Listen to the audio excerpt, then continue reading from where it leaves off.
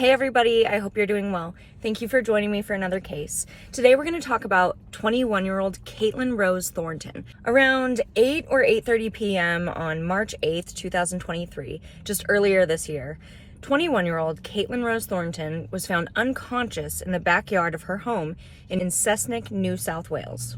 When first responders arrived, they thought that Caitlin had done something to injure herself, and they rushed her to the hospital, where unfortunately she did not recover and she passed away 3 days later. Caitlin's family does not believe that Caitlin took her own life.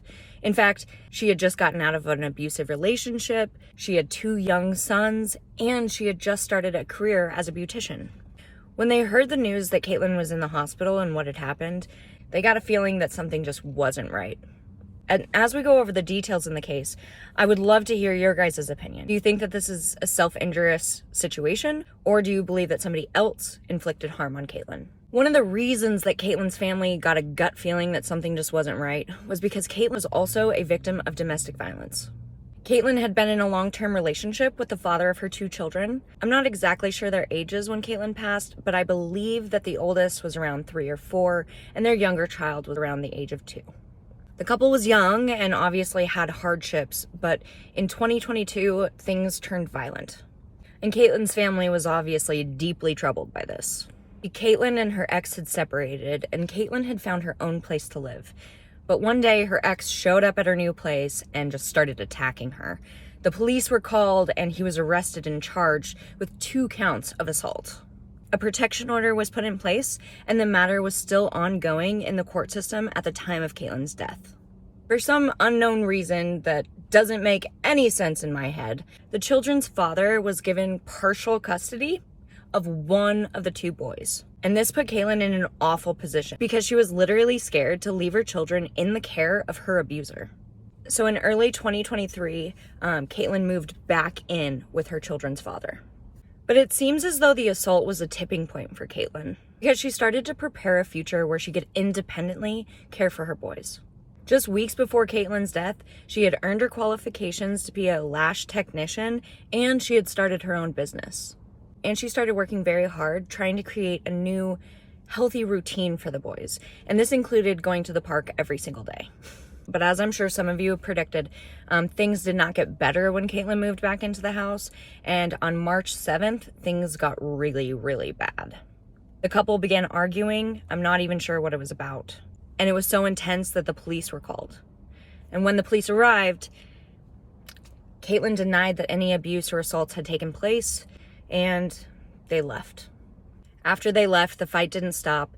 And by the morning of the 8th, Caitlin had had enough and she started to pack a bag to leave. But when her ex found her, he flew into a rage and he started screaming and throwing things around. Caitlin knew she had to get out of there, but at this point, she was scared to leave her children there again. And so on her way out, she was trying to grab them, and that just set him off even more if possible. And the argument was so intense that the neighbors actually heard it. And at one point, they heard a heart-stopping, blood-curdling scream for help from Caitlin. They started to record the incident and ran to help Caitlin. Look, we've called the police! Turn so ugly, You need to stop. so fast. No! Please! When you watch that video, what do you think?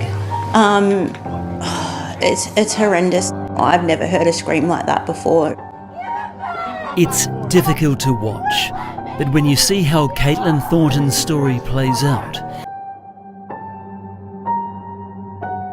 Her neighbors found Caitlin being attacked in front of her 2 children, and her ex was throwing her and her things out of the front door. I'm not sure if it was the neighbors who called the police, but somebody did. And when they got there, Caitlin denied any assault or abuse. So the police left once again.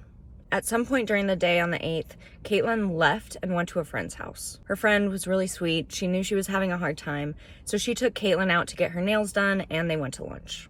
After lunch, Caitlin wanted to go back to the house so she could retrieve some more of her belongings and probably to check on everybody. But the moment that she stepped in the door, her ex was after her again.